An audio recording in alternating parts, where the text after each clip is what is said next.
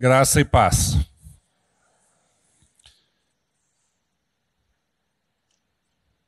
Josué 25:15 diz assim: Porém, se vos parece mal servir ao Senhor, escolhei hoje a quem sirvais, se aos deuses a quem serviram vossos pais que estavam da além do Eufrates, ou aos deuses dos amorreus, em cuja terra habitais.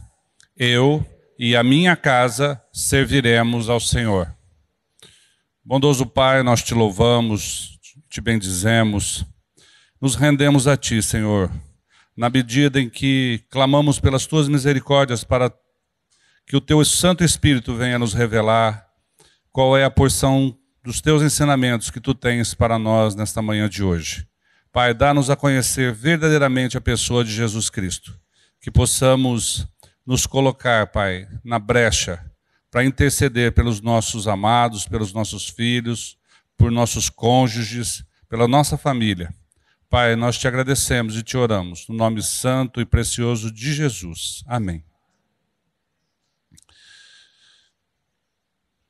Nós estamos dando continuidade ao programa do 2º Congresso da Família, da nossa comunidade, e que teve início ontem, a pregação do culto dos jovens à noite com o pastor Alexandre, e o tema era Pai Pródigo, uma pregação muito preciosa, e nós estamos aqui com o nosso coração diante de Deus, para que Ele nos ensine, para que Ele nos revele qual é a vontade, qual é o desejo dEle, como Pai que Ele é, para que nós possamos aprender a vivermos aqui a vida de Cristo, a vivermos aqui conforme o lugar que Deus nos colocou, cada um de nós, diante da nossa família, diante da sociedade, diante da comunidade, mas que Cristo seja revelado a cada dia em nossos corações. Amém?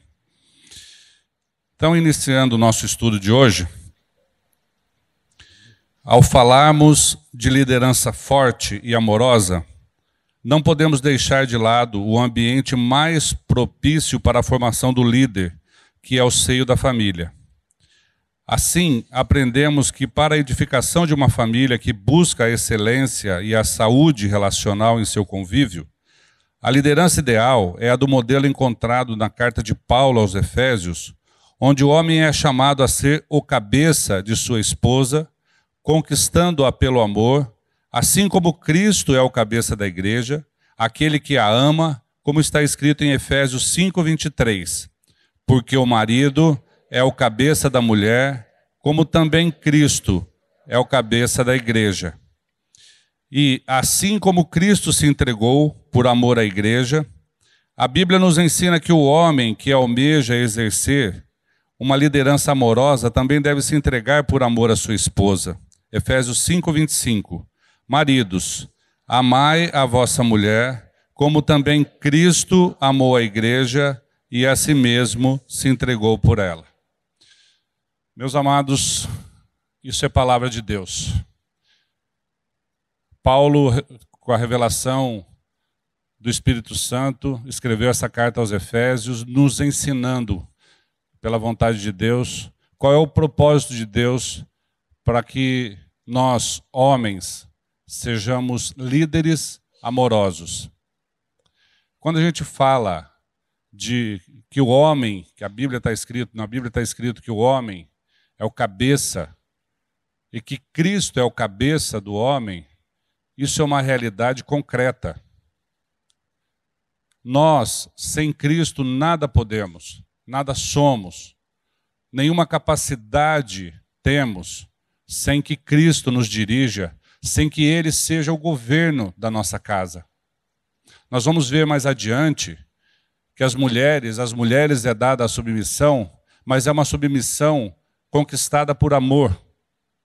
É uma submissão onde a esposa vê que o marido também é submisso a Cristo. Então a confiança da esposa não está exatamente na forma ou no sistema adotado pelo marido de governo da sua casa, mas está justamente quando ela vê que Cristo é o cabeça do seu esposo e que Cristo é o governo dessa casa. Então essa esposa que também é temente a Deus, que também um dia entregou seu coração a Jesus, essa esposa vê que naquela casa o governo é daquele que é o Senhor dos senhores, é o Rei dos reis, é aquele que quer, cuja vontade é boa, agradável e perfeita, e que essa vontade é prevalecida quando a família se encontra em determinadas situações, circunstâncias, que tem que ser feitas escolhas, onde a família, dia após dia, busca a excelência, busca um relacionamento de paz, de harmonia, mas esse relacionamento não vem na força do meu querer, na força do meu esforço, mas é o relacionamento que vem do alto, é direcionado por Cristo que está no meu coração e está também no seu coração. E quando nós falamos a respeito dessa experiência com Cristo, desse marido que tem uma experiência com Cristo, nós não podemos deixar de lado como é que essa experiência acontece dentro de uma casa. Muitas pessoas perguntam, Mário, mas eu sei que Cristo deve ser o tudo, mas como que eu faço? E Deus vem formando ao longo do tempo em nossos corações, ensinando a cada momento em que nós nos colocamos realmente diante dele, ele nos ensina como que é esse formato dele, como que é a prática da vida cristã, como que eu posso ensinar os meus filhos, como eu posso ser o cabeça da minha casa tendo Cristo como governo de mim próprio.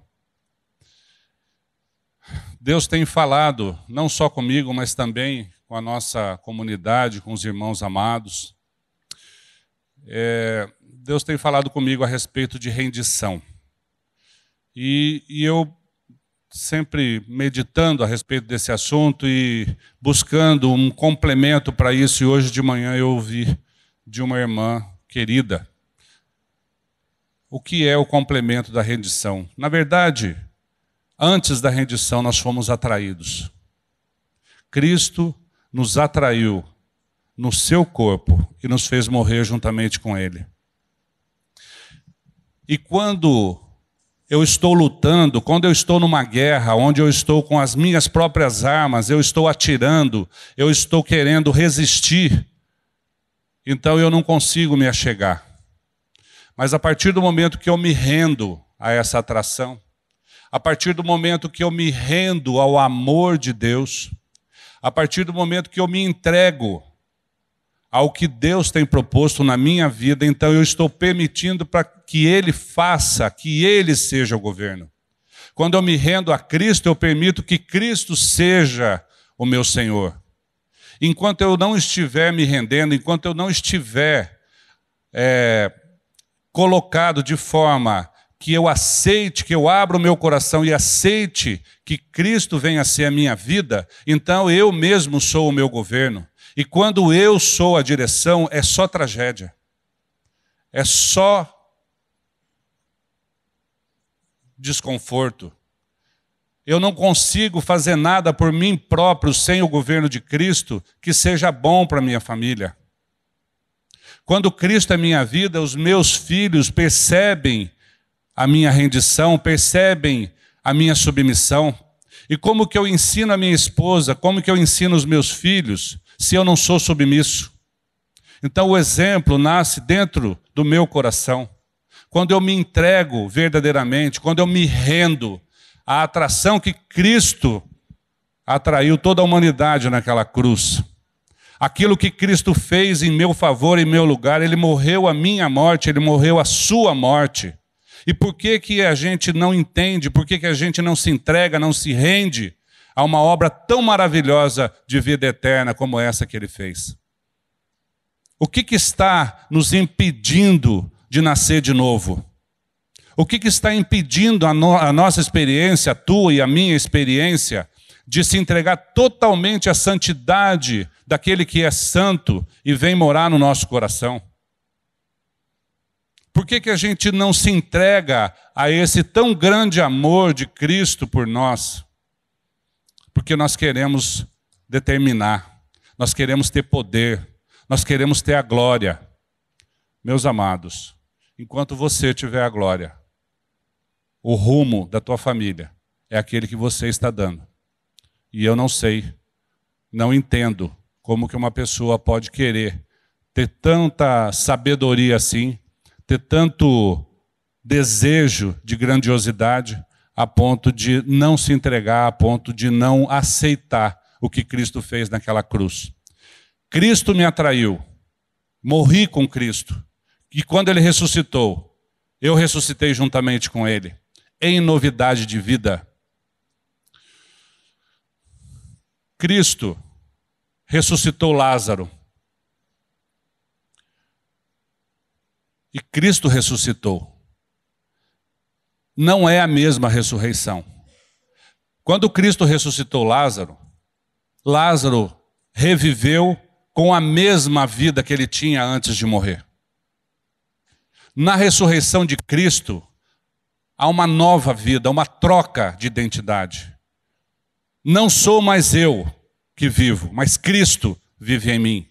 É a vida de Cristo que deve prevalecer quando eu lidero na minha casa, quando eu lidero na minha família, quando eu lidero em qualquer lugar que eu esteja, onde as pessoas estão me vendo e vendo qual é a manifestação de Deus na minha vida. Aquele que tem Cristo é uma Bíblia ambulante, é um evangelho ambulante. As pessoas olham para você e querem ver a tua vida, se você vive aquilo que você fala. Se você fala aquilo que você vive. Muitas vezes a gente tem dificuldade de falar aquilo que vivemos, mas viver aquilo que nós falamos, isso é 100% certo de que aquele que tem Cristo tem que viver. Tem que viver porque Cristo manifesta na vida daquele que se entrega, daquele que é atraído na cruz, daquele que se rende à obra de Deus na nossa vida de eternidade. Se nós queremos ter uma vida com Deus, se nós queremos ter uma vida eterna, meus amados, se nós buscamos isso para nós e para a nossa família, e a Bíblia é taxativa em dizer, crê no Senhor Jesus e será salvo tu e a tua casa. Olha só a grandiosidade da obra de Deus. Quando eu creio no Senhor Jesus, eu não estou fazendo uma coisa por mim própria. Eu não estou tomando posse daquilo porque eu não tenho nada para fazer, mas é por fé e eu creio nisso que Deus fez, que Cristo fez no meu lugar. E aí então quando eu tomo posse por fé dessa verdade, não sou só eu que vou a Cristo, mas aqueles, a minha casa vai também a Cristo. A minha casa vai a Cristo não porque eu levo todo mundo de carona comigo, porque eu fiz, o que eu criei, ele crê também, mas aquilo que é a minha vida, o testemunho meu dentro da minha casa vai fazer com que as pessoas queiram ter a mesma paz, queiram ter a mesma vida de descanso no coração que eu tenho. Então é muito fácil, é muito simples e às vezes pela simplicidade da pregação, pela simplicidade do evangelho, nós nos relutamos, eu resisto a isso porque eu quero fazer alguma coisa. Não tem nada que você possa fazer, meu amado. Não tem nada, absolutamente nada. Cristo já fez tudo. Renda-se. Creia que você morreu na cruz de Cristo. No corpo dele você foi atraído. Aquela morte foi a tua morte. E quando Cristo ressuscitou em novidade de vida, porque Cristo levou todo o pecado da humanidade e foi sepultado, mas aquele pecado ficou na cruz. Quando ele ressuscitou, ele não ressuscitou pecado, ele não ressuscitou com pecado no seu corpo, ele ressuscitou sem pecado, porque o pecado, nosso pecado ficou na cruz, Cristo não tinha pecado, e aquele pecado que era seu, que era meu, ficou naquela cruz. E nós ressuscitamos juntamente com ele. Cristo não trouxe pecado e nosso pecado foi tirado de nós. E porque muitas vezes nós vivemos uma vida medíocre, uma vida de pecados, de prática de pecados, uma vida de falta de fé. E essa falta de fé, meus amados, é que pode levar a nossa família à perdição. A perdição eterna. O nosso papel, tendo Cristo como cabeça, é muito importante. James C. Hunter, no livro O Monge e o Executivo, nos dá duas definições acerca de formas de liderança. Poder é a faculdade de forçar ou coagir alguém a fazer a sua vontade por causa da sua posição ou força, mesmo que a pessoa preferisse não fazer. Autoridade. A habilidade de levar pessoas a fazerem de boa vontade o que você quer por causa da sua influência pessoal. Esse autor, ele não é um autor cristão, mas ele fala acerca de alguns conceitos que nós vivemos aqui no mundo. Então, quando ele fala de poder, é aquilo que você faz porque você tem algum poder, você foi investido de algum poder que alguém te deu, numa empresa, você é dono do negócio. Quando eu era moleque, ia jogar bola, eu só conseguia jogar porque eu era o dono da bola. Então eu dizia, olha, se eu não jogar, se eu não for escalado no time, não tem jogo. Então esse é um poder que eu exercia, porque eu jogava tão mal que ninguém queria que eu jogasse. Mas, quando você tem alguma moeda de troca, é assim que funciona. Mas a autoridade, ele diz aqui que é a habilidade de levar pessoas a fazerem de boa vontade. Nós mudamos um pouco isso. A habilidade, a autoridade, nós traduzimos por amor. Nesse mês de abril, vocês vão perceber que todas as pregações têm como tônica o amor de Deus. Tudo que nós fizermos, tudo que nós somos, tudo que nós pretendemos ou planejamos, se não for pelo amor de Deus, se não for pela misericórdia de Deus, nada acontece. Então você conquista a autoridade, você conquista a sua família. A palavra autoridade vem da raiz autor. A autoridade de Cristo vem porque Ele é autor e consumador da nossa fé. A autoridade de Cristo vem porque Ele morreu. Ele derramou o seu sangue em benefício de nós. Ele nos justificou através do sangue derramado, Ele pagou o preço e por isso Ele tem autoridade. E Ele nos conquista, é justamente com essa prova de amor que Ele nos dá. Nós não vamos a Cristo porque nós não temos outra alternativa, não. Nós vamos a Cristo porque Ele nos amou, porque Ele provou o seu amor por nós. Então ele fala aqui sobre poder, dizendo assim, todos sabemos como é poder, não é? O mundo está cheio disso. Faça isso ou despedirei você. Faça isso ou bombardearemos você. Faça isso ou bateremos em você. Ou faça isso ou castigaremos você durante 2 semanas. Em poucas palavras, faça isso, senão... Então, todos concordam com essa definição? Olha só. Em relação à autoridade, ele diz que é um tanto diferente. Autoridade é levar as pessoas a fazerem de boa vontade o que você deseja, porque você pediu que fizessem. Vou fazer porque Bill me pediu.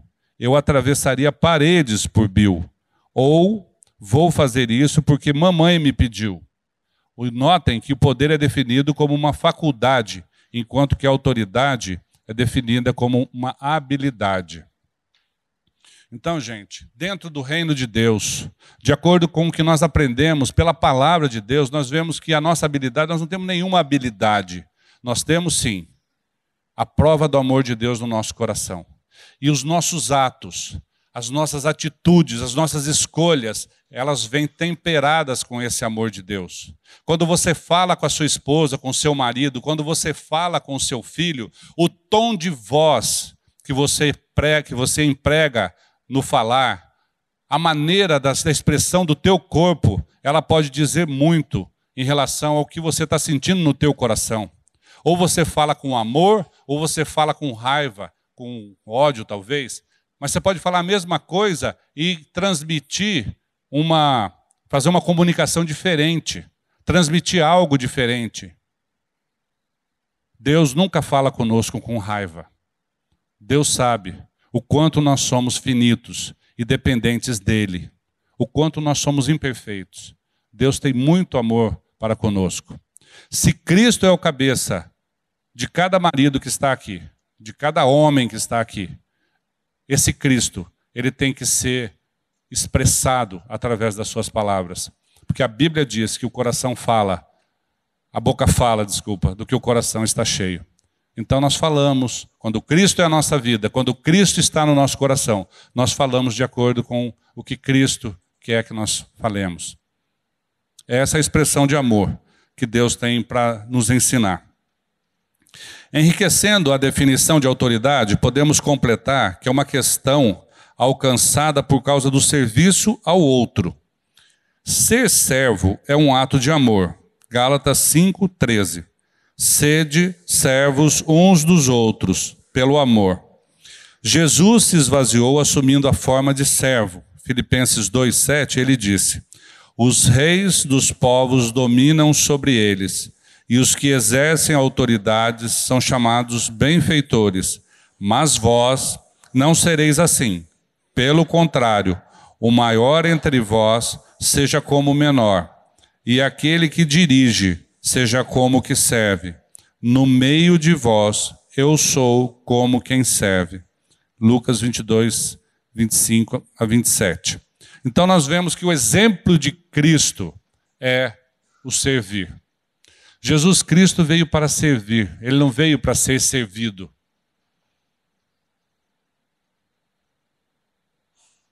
E é esse exemplo que nós levamos como governo, como escolha. É esse exemplo de Cristo. E Cristo viveu de uma forma a servir a cada um de nós. Cristo veio para morrer. Ele não veio para ter vitórias em guerras. Ele não veio para nos ensinar a sermos arrogantes. Não veio nos ensinar a sermos exaltados. Não, ele veio para glorificar o nome do Pai. E a obra que ele fez foi uma obra de servir. Ele nos serviu morrendo no nosso lugar. E o maior exemplo de liderança amorosa exercida com toda a autoridade que for outorgada por Deus é a de Jesus Cristo. Mesmo sendo igual a Deus, ele serviu e demonstrou humildade aos seus discípulos até o fim, ensinando-os a humildade através do servir e conquistando ainda mais os seus corações com essa atitude. Depois de lhe ter lavado os pés, esse texto todo está em João 13, de 12 a 17. Eu pensei aqui alguns trechos desse texto da palavra. Depois de lhes ter lavado os pés, tomou as vestes e, voltando à mesa, perguntou-lhes: compreendeis o que vos fiz? Perguntou e após ele mesmo respondeu: ora, se eu, sendo o Senhor e o Mestre, vos lavei os pés, também vós deveis lavar os pés uns dos outros, porque eu vos dei o exemplo, para que, como eu fiz, façais vós também. E finalmente arremata: ora, se sabeis estas coisas, bem-aventurados sois se as praticardes. Quem aqui já lavou os pés da esposa? Fala sério. Opa, tem aqui um pessoal que lavou o pé da esposa. Gente, esse é o exemplo de Jesus Cristo. A demonstração de humildade, a demonstração do exemplo dele é para ser levado a sério, porque ele disse: esse é o exemplo, e se vocês quiserem seguir o meu exemplo, vocês têm que praticar o que eu fiz, o que eu vos ensinei. Pratica o que eu ensinei. Quando a gente vai a um hospital, a gente vê lá um corpo de enfermagem, muitos enfermeiros trabalhando nos hospitais, e a gente percebe a diferença entre a prática da profissão por uns e por outros. Alguns enfermeiros, você percebe que trabalham forçados, trabalham na marra, fazem aquilo pelo salário, do dinheiro. Outros fazem pelo salário do amor. E aí a vida se torna repleta de alegria. Quando a pessoa faz por amor, quando você trabalha, qualquer que seja a tua profissão, qualquer que seja o teu posto, quando você faz aquilo com amor, as pessoas percebem e querem imitar você. As pessoas percebem que você ama aquilo que você faz e o salário financeiro, o dinheiro, é apenas uma consequência. Não é o dinheiro que domina a tua vida. As pessoas percebem isso. Não é o dinheiro que é o Deus da tua vida. Não é o salário que fala mais alto. Mas sim o amor ao próximo, o servir. A alegria de ver que Deus usa você em cada lugar da tua vida. Deus usa você como um instrumento nas mãos dele, para levar o amor àquela pessoa que muitas vezes não tem conhecimento do amor de Deus, ao perdido que não conhece o Evangelho, aquele que não conhece onde você busca, qual é a tua fonte de alegria, qual é a tua fonte de descanso. As pessoas podem olhar para a tua vida e falar assim, puxa vida, essa pessoa tão descansada, eu quero entender, eu quero saber. Onde foi que você encontrou tanta paz? E você então tem a oportunidade de falar de Cristo para essa pessoa. Eu tive o privilégio, há umas 2 semanas atrás, de um cliente chegar no meu escritório e falar, Mário, eu não vim aqui falar de processo, eu não vim falar de problema, eu quero saber onde é que você busca essa tranquilidade, essa paz, esse descanso que você tem. Eu quero que você me fale desse Jesus Cristo. Gente, isso foi o maior presente que eu ganhei. Como diz a minha esposa, naquele momento eu podia morrer, de tanta felicidade. Porque é assim que Deus quer que nós façamos, é assim que Deus planeja a nossa vida. É com descanso, é com paz, não é com discussão, não é com briga, não é com desarmonia. O propósito de Deus tem que ser levado a sério dentro das nossas casas. Dentro das nossas casas tem que haver a manifestação da pessoa de Jesus Cristo em cada minuto, em cada momento. Muitas pessoas chegam em casa e não tem nem o que falar com a esposa, não tem assunto com os filhos, só sabe cobrar, só sabe dar bronca, só sabe... E muitas vezes essa bronca, o que é mais triste ainda, é para esconder algo de errado que o próprio líder está fazendo. Às vezes aquele marido deu um passo errado, está em pecado, e ele chega gritando com todo mundo para que ninguém fale com ele, para que ele não ouça a voz de Deus falando que ele também erra, que ele também precisa ser curado, que ele também precisa do amor de Deus. Essa busca, meus amados, essa busca pelo amor de Deus, essa busca pela vivência da vida de Cristo dentro das nossas casas, que nós devemos priorizar, que nós devemos estar alertas. Como que eu vou levar a minha família a conhecer Jesus Cristo se eu não vivo a vida de Cristo? Só porque eu falo? O mundo tem um ditado que diz assim, faça o que eu digo e não faça o que eu faço. Isso é do inferno, isso é do maligno. O maior exemplo que nós podemos dar aos nossos filhos é viver esse Cristo do qual nós falamos, viver a vida de Cristo. E os nossos filhos, então, vão pensar o nosso exemplo de vida, não apenas o que nós falamos. Que Deus tenha misericórdia de nós. O líder é aquele que serve e que é submisso. O verdadeiro líder não é aquele que determina como as coisas devem acontecer e é obedecido pelo cargo que ocupa. O líder amoroso é aquele que influencia pessoas porque elas têm certeza que ali o cabeça é Cristo. E Cristo, por sua vez, nos deixa como exemplo a liderança de liderança, dizendo assim, em Marcos 10, de 44 a 45. E quem quiser ser o primeiro entre vós, será servo de todos, pois o próprio Filho do Homem não veio para ser servido, mas para servir e dar a sua vida em resgate a muitos. Lembre-se que o líder cristão é semelhante ao seu mestre, e a exemplo dele, e segundo a orientação dele, devemos fazer amorosamente conforme ele fez. E ele nos ensinou que antes o líder é um servo. Então aprendemos que um servo fiel é um presente ao outro para engrandecer a vida dele.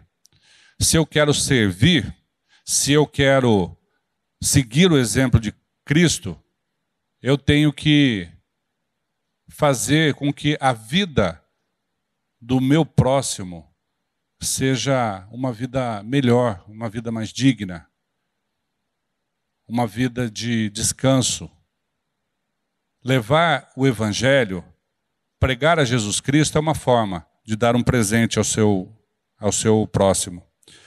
B, um servo fiel é um facilitador. Ele torna mais fácil a vida para o outro, levando os fardos e assim aliviando. Muitas vezes a gente fala assim para os nossos filhos: você, para ser um servo, você tem que abrir a porta do carro, você tem que puxar a cadeira para a pessoa sentar. Você, para ser um servo, você precisa perceber a necessidade do momento. Muitas vezes, a gente percebe aqui na nossa comunidade que um determinado culto faltam cadeiras, pessoas estão de pé. O servo é aquele que levanta e dá o seu lugar. O servo é aquele que vai buscar a cadeira para o outro sentar. É aquele que percebe a necessidade, não é aquele que diz assim: eu já estou sentado mesmo dos outros que... Né? Não. Cristo não foi assim que Cristo nos ensinou. Então, perceber a necessidade do nosso irmão é Cristo que fala no teu coração. Perceber necessidade é um dom de Cristo. Ele viu a nossa necessidade e ele não ficou olhando, esperando para que outro fizesse. Ele veio e morreu. Ele morreu para que nós fôssemos salvos. Ele fez.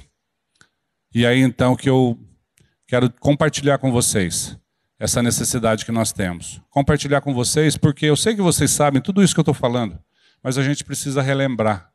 A gente precisa ter uma dose de amor, de exortação. E quando alguém tem alguma necessidade à nossa volta, não devemos deixar para que o outro faça, né? Porque o outro pode não fazer e a pessoa passa então por necessidade. Um servo fiel é leal para com o outro. Um servo fiel coloca o outro em primeiro lugar. Um servo fiel procura agradar o outro. Um servo fiel edifica o outro. Um servo fiel torce pelo outro. E muito mais. Podemos aqui ficar falando a tarde inteira qual é a função, de que forma nós podemos ajudar. Eu tenho certeza que você tem aí no teu coração uma situação, alguma coisa que você pode fazer em benefício do teu irmão. Mas começa pela nossa casa. O que eu posso fazer pela minha esposa? O que você pode fazer pelo seu marido? Quando existe alguma dificuldade, nós devemos entender as diferenças. Às vezes, num casal, dentro do casamento, a gente vê tudo como defeito. E, na verdade, as pessoas têm dificuldades. Não são defeitos, são diferenças.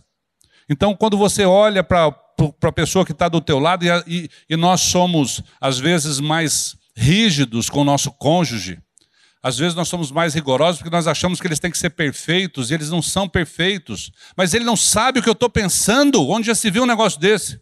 Marido não adivinha pensamento. Mas, gente, se há uma comunicação, se há uma conversa, se há uma forma de você compreender qual é a necessidade do outro e a dificuldade do outro, você pode se colocar no lugar do outro e servir e facilitar a vida do outro. É assim que funciona, que deve funcionar, porque é assim que Cristo nos ensinou. Uma vez uma esposa estava no cabeleireiro e ela ligou para a casa dela para lembrar o marido que tinha que colocar o lixo na rua.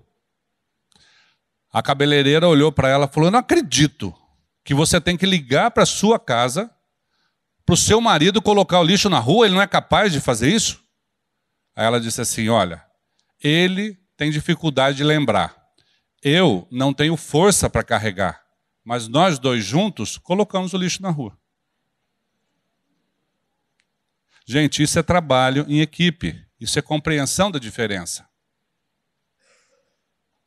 Mas a natureza terrena nossa, às vezes ela se manifesta assim no sentido de julgar e condenar o outro e botar um pé em cima e dizer: olha, essa pessoa, e coloca um rótulo ainda, você nunca lembra de colocar o lixo na rua. Não, às vezes lembra, mas não é nunca.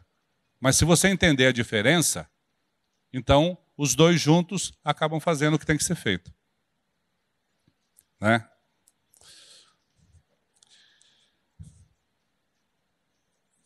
Onde nós paramos?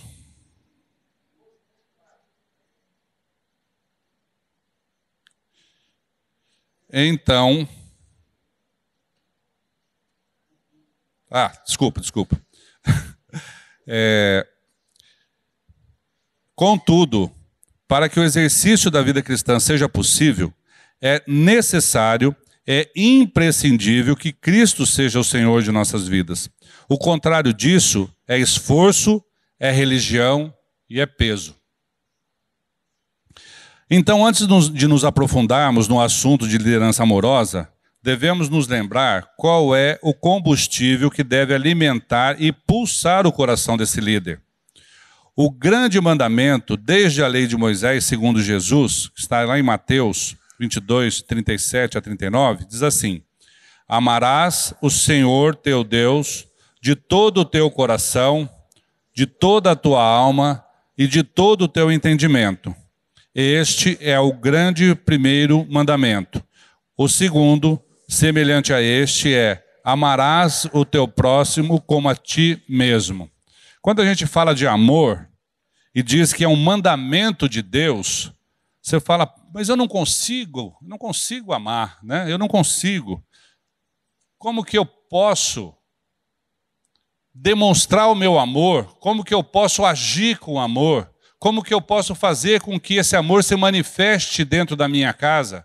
Como que eu posso fazer com que esse amor de Deus... Mas se Jesus Cristo disse, amarás, é um mandamento, amarás. Ele sabia que você não podia, mas com a capacidade que Ele te capacita, com o amor dEle, fica fácil a gente amar.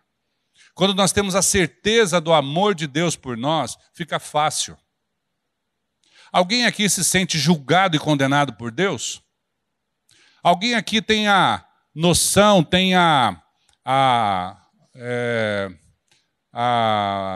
imagina que Deus seja um carrasco, imagina que Deus seja um déspota. Gente, a figura de Deus é uma figura de amor e de justiça. Ele ama e Ele é justo.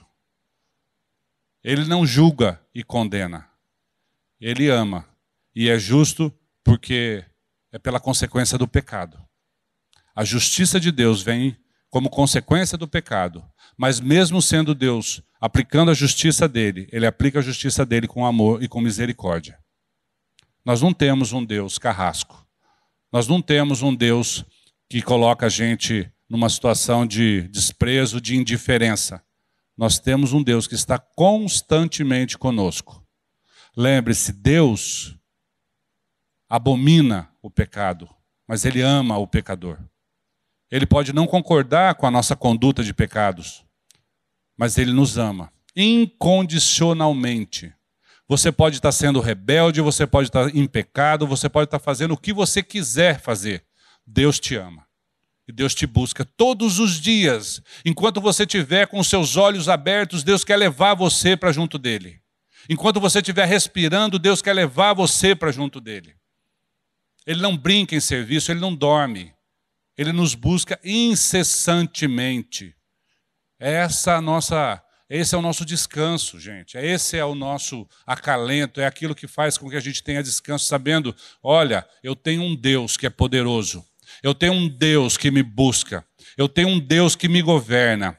E quando eu me rendo ao governo de Deus, eu sei que tudo que acontece na minha vida pela vontade dEle é sempre bom. É muito bom.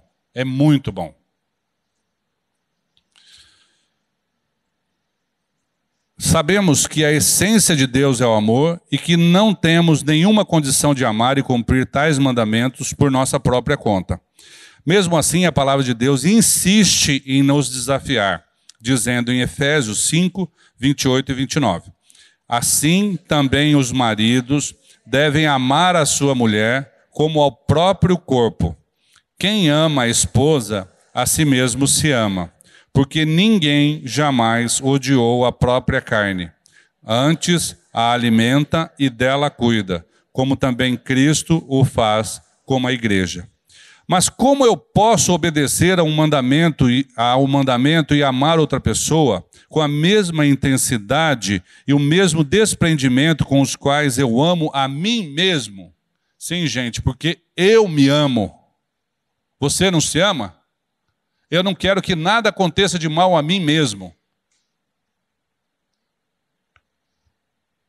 Sim, porque eu somente cuido do meu corpo para que nenhum mal venha acontecer com ele.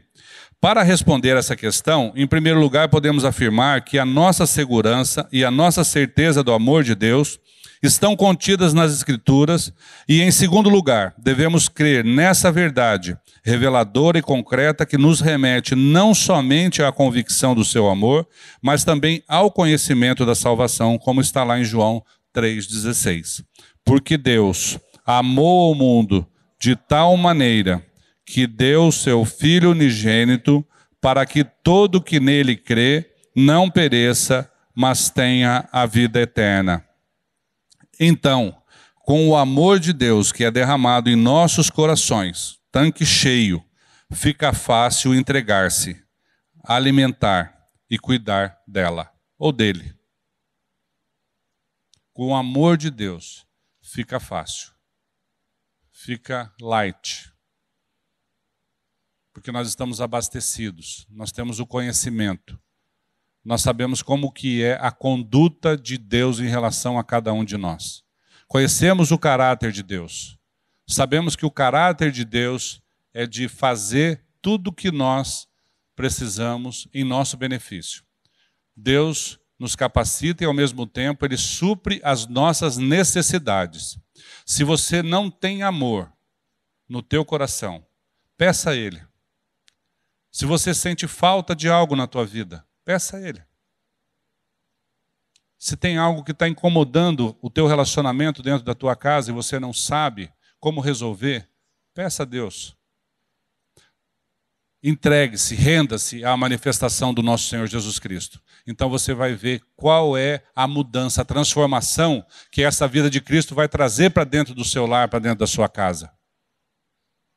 Quando você deixar Cristo se manifestar, quando você deixar Cristo ser o Senhor da tua casa, Senhor de você e da tua casa, quando você deixar Cristo fazer a vontade dEle, então você vai ver que a vontade dEle é muito melhor que a sua. A nossa vontade, olha, não tem nem nome. Então, não, já li aqui, né?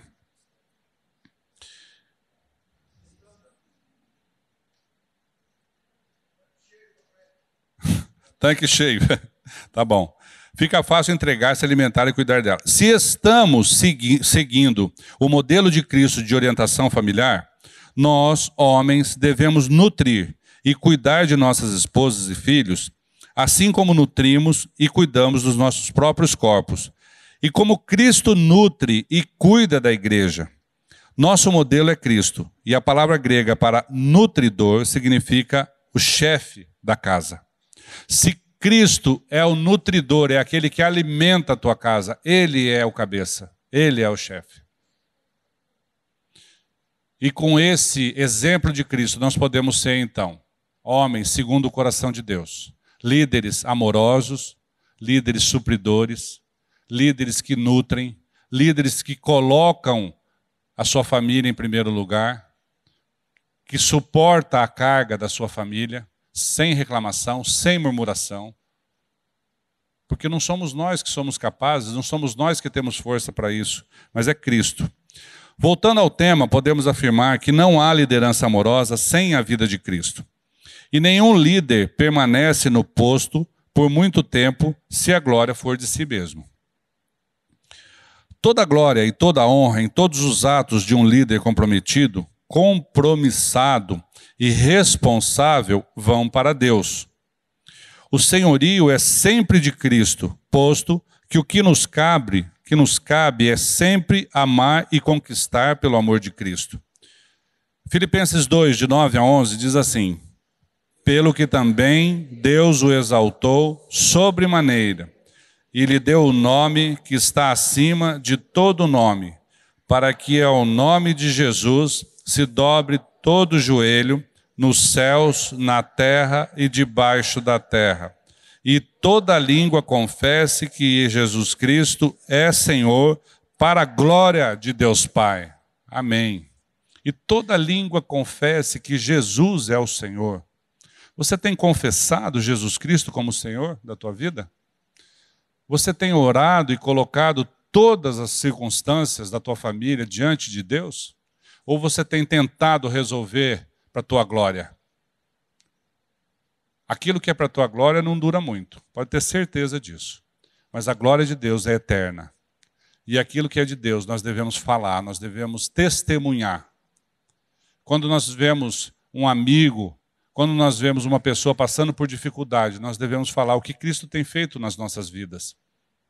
Muitas vezes nós nos sentimos acanhados, tímidos, para falar daquilo que Deus faz dentro da tua família, dentro da tua casa. Às vezes nós temos vergonha de falar da obra de Deus. Nós temos vergonha de pregar o Evangelho. Às vezes nós nos sentimos intimidados a falar das maravilhas e dos milagres, porque Deus tem feito milagres na tua vida, eu tenho certeza, a cada dia.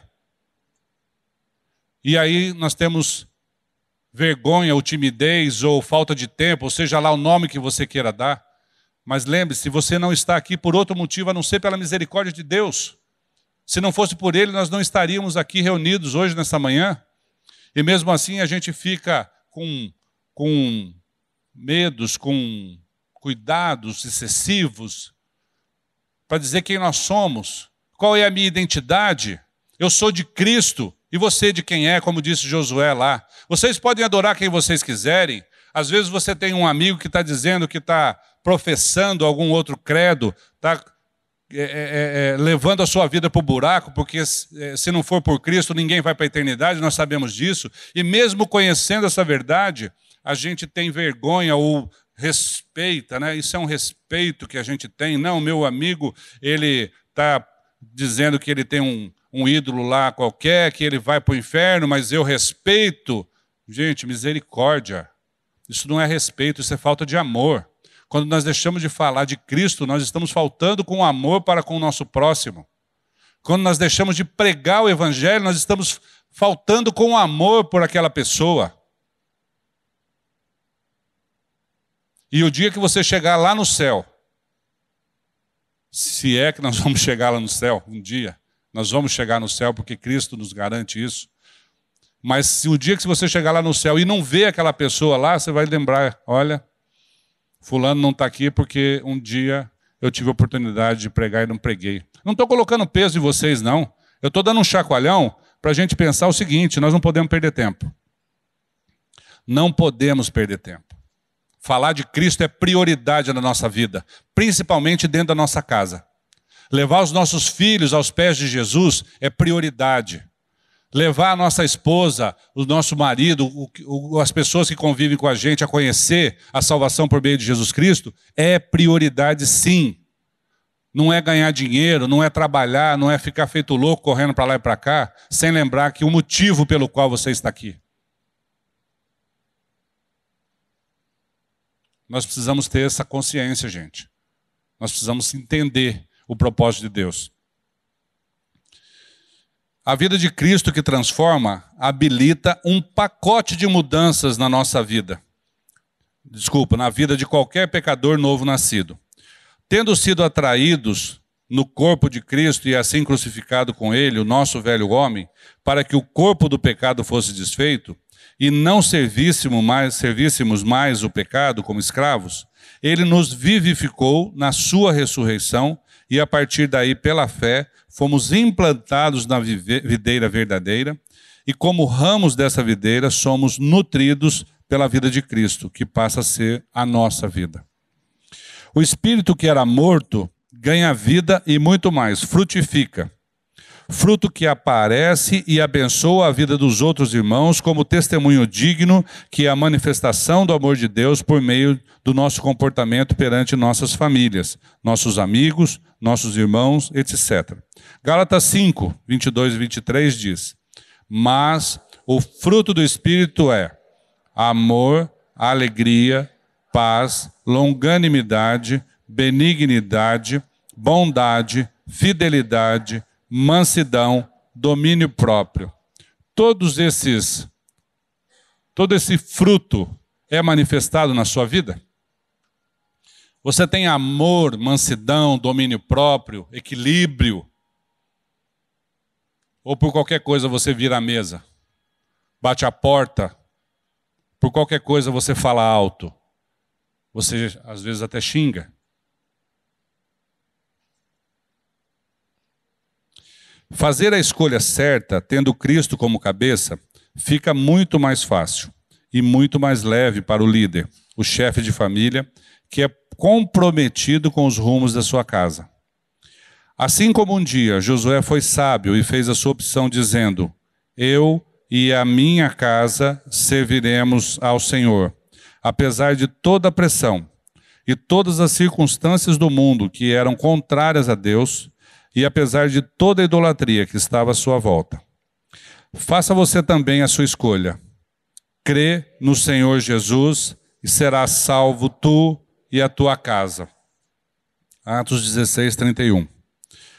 Faça parte da aliança que Deus fez com o homem e entregue a Cristo o governo e o senhorio da sua vida e da sua casa. Tome posse da palavra de Deus em seu favor e tenha a plena certeza de que Ele é fiel e que quando começa uma boa obra, Ele é fiel para terminá-la.